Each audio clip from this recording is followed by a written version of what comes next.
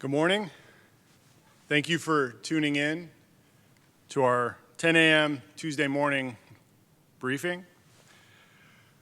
For those of you who are here in the Sarah Bell November Theater for the Capitol Steps performance on March 9th, this morning, as you woke up, entered and got about your day, you have come out of the 14-day mandatory quarantine, and congratulations. Everybody who was here in the theater remained well, and for that, we're all super thankful. Now, I need to be clear about, and I want to talk a couple times here about what that means to you in terms of your freedom to move around the campus. But before I do that, I just want to say there still are, and likely will be for some time, some individuals who are still on 14-day mandatory quarantine due to returning from travel, illness, or having been in the hospital. So while the vast 288 of you who were in this room are now off of that 14-day mandatory quarantine, there still are a number of individuals who remain under quarantine for a period of time. And we also have staff who are still under that 14-day quarantine and will not be returning to work for some time. Now, as a reminder about what happens when you come out of 14-day quarantine, mandatory quarantine, is you go into what is called self-quarantine. And so everyone on campus and everyone out in the community is under a self-quarantine order. What that means is that you can come out of your apartment and go about and do necessary activities on campus, such as drop off your mail, dispose of your trash or your recycling, stretch your legs, go outside, get some fresh air, and get some exercise. However, the campus remains closed to all visitors, and residents are not permitted to leave campus except for necessary medical trips, which you need to coordinate through your social worker. So now, moving on. Yesterday was a big day around here because we received 4 van loads of mail. We had a good number of staff doing their best to sort that and get it delivered. We got through most of it, but not all of it, and so there is a group today that will be, this morning, continuing to deliver yesterday's mail, and then later this morning we'll be picking up today's mail, sorting it, and delivering it. We're getting back to normal. Like I said, we're not alone.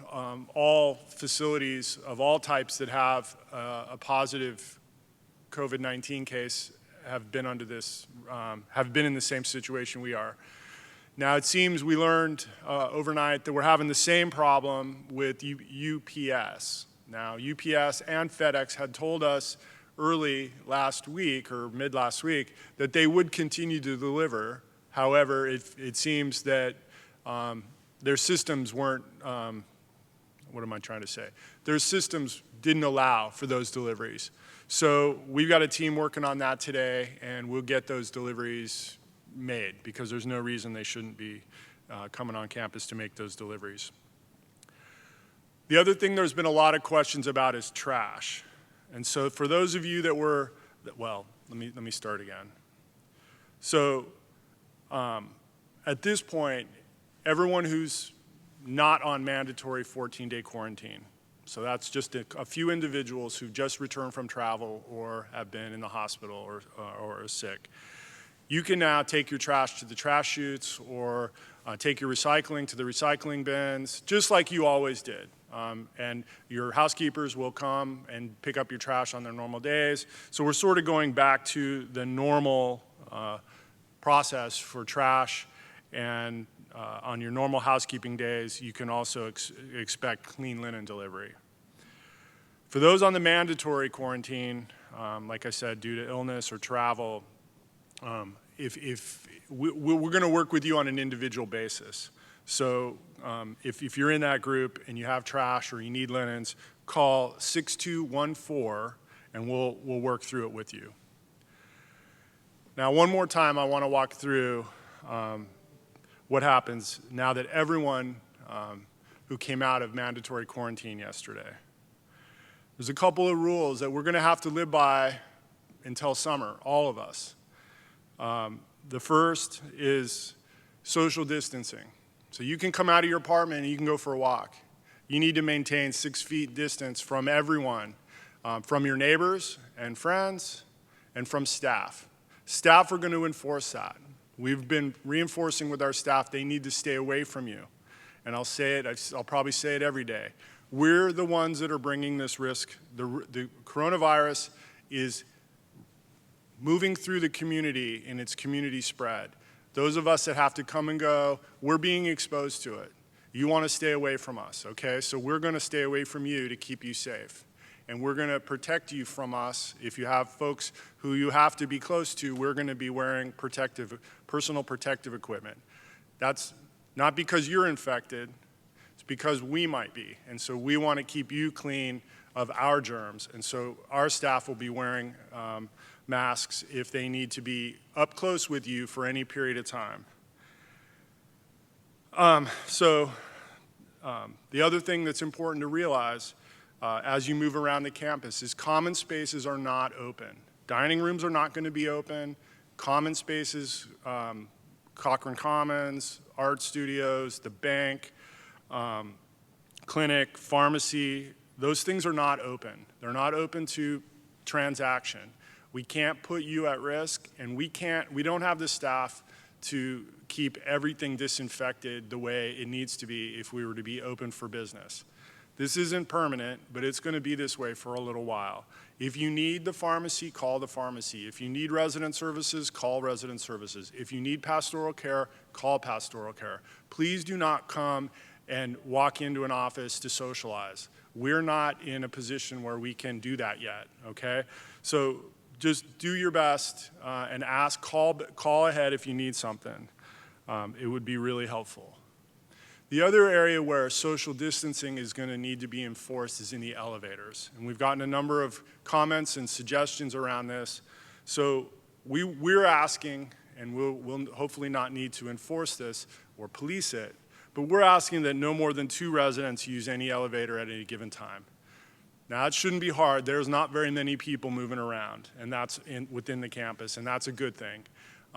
We really don't want you getting in a group in an elevator. It puts you at risk. It's the only way we can maintain social distancing. We're asking staff that they not ride elevators with you, and vice versa. If there's a housekeeper on the elevator going up to a floor, don't get on the elevator with her or him. And we're going to ask them to enforce that, all right? But please respect the fact that we want to keep our distance from you to keep you safe. We're also going to encourage our staff, whenever possible, to use our service elevators and our stairwells. So I'd ask you not, as residents, please don't use those because we'll end up crossing paths. And so that would be really helpful. The other thing we learned, last night I guess there was a number of people who made their way to the computer room to get back on the computer, get connected. And I think that's a great thing. We're really supportive of that. However, we learned there were probably too many, we know there were too many people in the room, all right? There's too many computers too close together. So we will be reconfiguring the computer rooms today so that fewer people can be on computers at any given time, and we'll sort of force you into some social distancing because of the way the computers will be set up. But we do encourage you to get in there and get connected, and that's fine. And we'll put it on our cleaning schedule, so we'll make sure that we get in there regularly and disinfect. Now, the last thing I'm going to say is I bet I've gotten 25 or 30 notes and calls and emails saying, we as residents want to help. How can we help you? What can we do? You know, we're available and we can help. And I can't tell you how comforting it is to know you're all here and you're willing to help, because we do need your help. And the way you can help us is by staying well, staying connected to your family and your loved ones, and staying in your apartment. Now, that may not seem like much, but that is the most active help you can give us right now. Because if we have too many people moving around this campus, it's going to be very hard for us to both keep it clean and to keep our distance from you. So please, for the foreseeable future here, be an active social distancer, be an active social, digital social connector, and get connected to your friends and your family. Use Touchtown, but please stay out of the common areas so that we can keep this place clean, keep ourselves healthy, because we got to keep coming to work, and then ultimately keep you healthy and well. So thank you. We'll be back. I will be back at 3 o'clock for another update. But for now, at this point, what I'm going to do is I'm going to turn it over to Whitney Worrell, and she's going to talk to you about some activities and some fun things that you can do.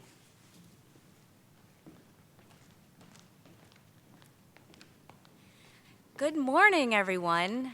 Wow, we sure do miss you, but we're so glad that you're staying safe and cozy in your apartment, so thank you for that. For those of you who may have some extra time on your hand, we'd like to give you a few ideas of ways you can use that time. One thing is a new project we're going to be undertaking here at Westminster Canterbury. We want to create a Westminster Canterbury cookbook, but we need your help in doing that.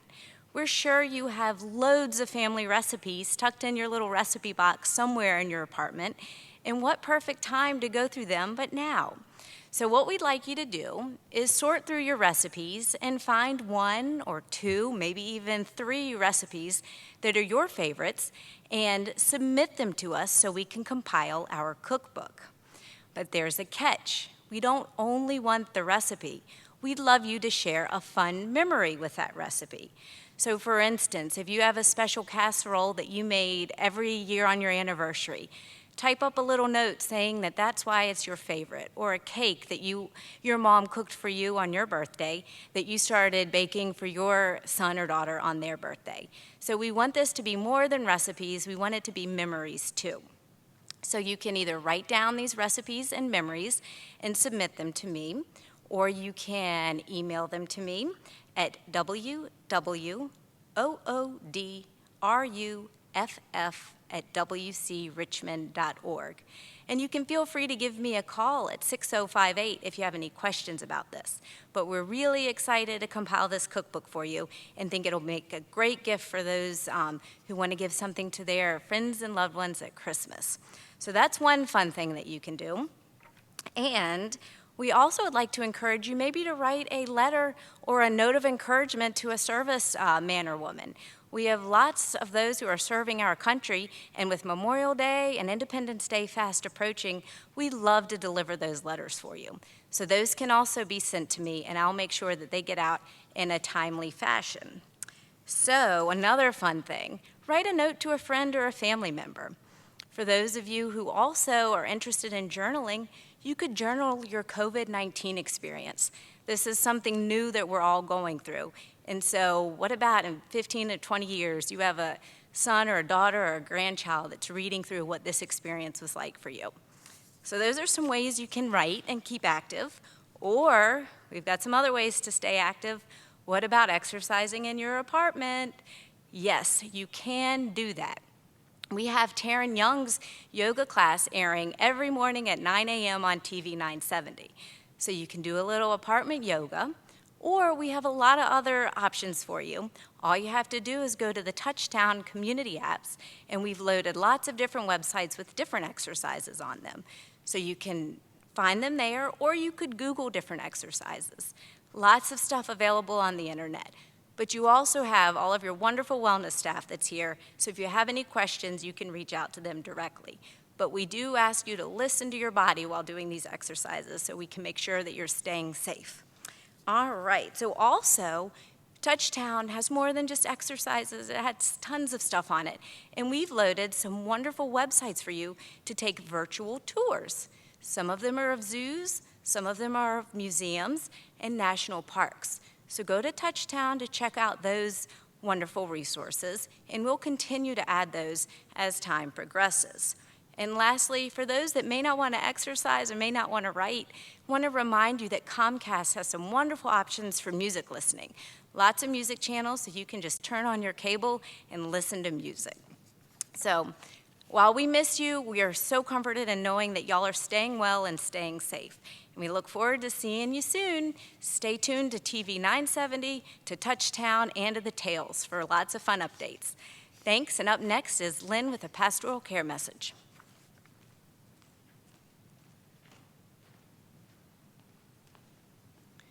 Good morning, everyone.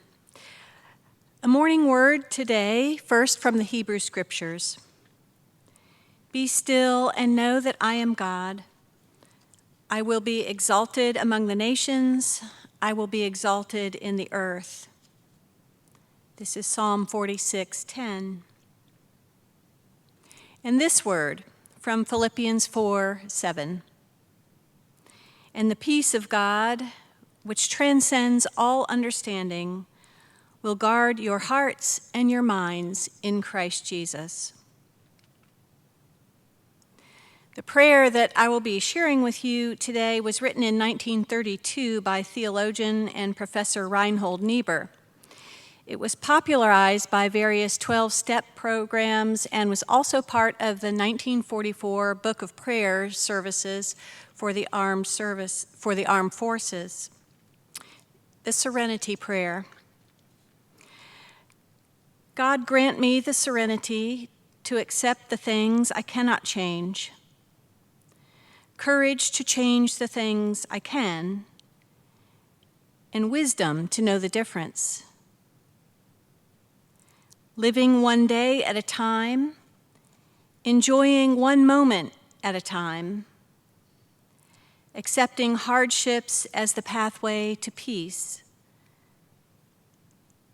taking as he did this sinful world as it is, not as I would have it, trusting that he will make all things right if I surrender to his will, that I may be reasonably happy in this life and supremely happy with him forever in the next. Amen. Have a great day, everybody.